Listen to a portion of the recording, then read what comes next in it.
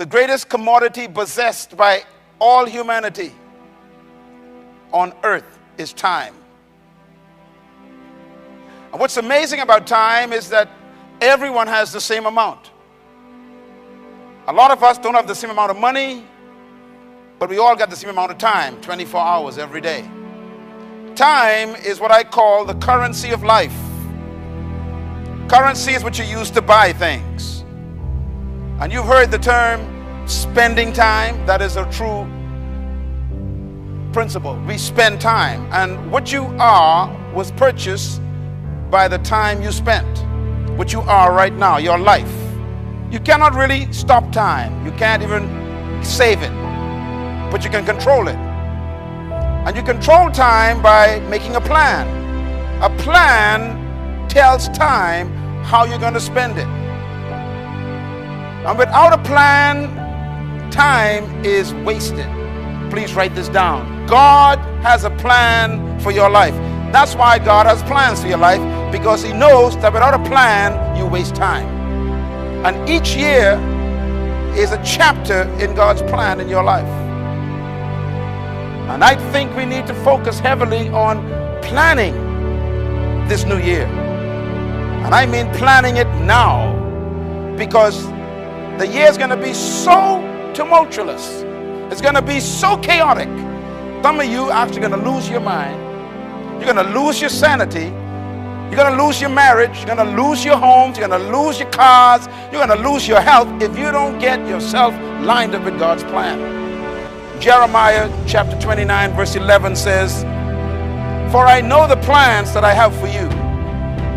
Plans, declares the Lord, to prosper you and not to harm you. Plans to give you hope and a future." And God says, if you follow my plan, I'll set you free from the captivity. I will deliver you from the bondage. So what do you do when everything you trusted in collapses in a storm? How do you prepare for a sudden change in your life? And how do you recover when life hits you on the blind side? And some of you know what that feels like. What do you do after a lifetime of hard work and dedication and commitment and loyalty? How do you change your vocational skills suddenly when they release you from your job? When all your skills that you learned, they don't need anymore?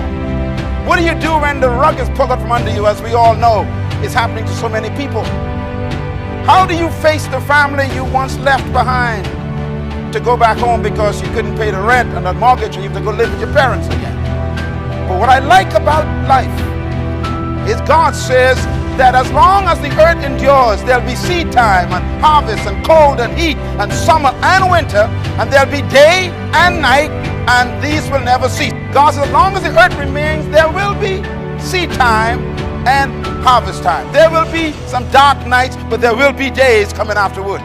There will be winter, it'll be cold, but I promise you, He says, there will be summer. If you broke now, I guarantee you can't be broke forever. If you're sick right now, that's a season of sickness. Use your faith and say, God, I'm going to make it through this season. On the other side of this sickness is good health and good, strong body. There'll be showers of blessing in what? Seasons, He says. In other words, seasons are controlled by God. That makes me very comfortable. Because whether it is raining or sunshine, God is in control. Everything is seasonal. That means that no matter what you go through, it cannot last. Seasons are important because seasons guarantee change. Seasons give hope. Nothing remains the same in a season. Seasons are always temporary. And the key to life is outlasting the season. This is very important because when you are in a dark moment, sometimes you think that that's a permanent address. But never make a permanent decision to try and solve a temporary problem. This is what happens in divorce many times in a marriage. You go through a very tough moment. I mean hell on earth.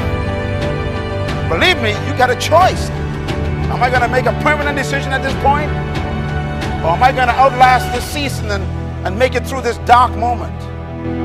It happens with friendships. It happens with even jobs. It happens with business. Sometimes you want to quit the business. Life is so tough. But everything is seasonal. And that's the encouragement of life. When you see a storm coming, I want you to understand the nature of storms. Storms are natural. Everybody say natural. Storms are natural. Storms are temporary. There's no permanent hurricane. There's no permanent earthquake. There's no permanent tsunami. There's no permanent cyclone. They are all temporary. Storms are always moving. Hurricanes, you hear them talk about it moving. 7 miles per hour, 10 miles per hour, 5. They're moving. Every storm in life is moving. Storm force change. That's important. Storms force you to change. Don't curse a storm. It comes to bring you back to your sanity. Storms confirm how strong you are. No matter how much you claim you got faith, storms will test whether you get it or not. Storms reduce you to God again. That's why storms come. They come to reduce you back to God. Some people come so proud, they make so much money, they got all this stuff, all of a sudden, bam! God says, thank you very much. A storm comes to bring you right back down to God. You see, a storm will come to tell you what's valuable again, like your spouse and your children. A storm will bring you back to what's important. Don't curse a storm.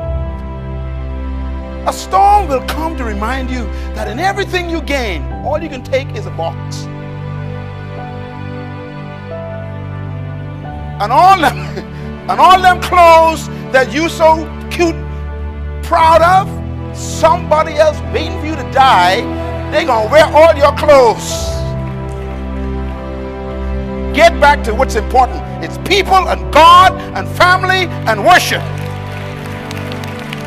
Invite some storms to come into your life and show them how bad you are. Just show them I'm going to stand, and after having done all, I'm going to stand.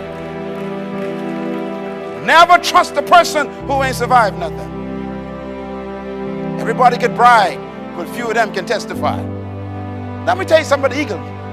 The eagle is the only bird that looks for storms. And it's the only bird that God identified with. The eagle is a strange bird, and he's the king of birds. Here's why. Number one, the eagle is the king of birds because the eagle understands storms.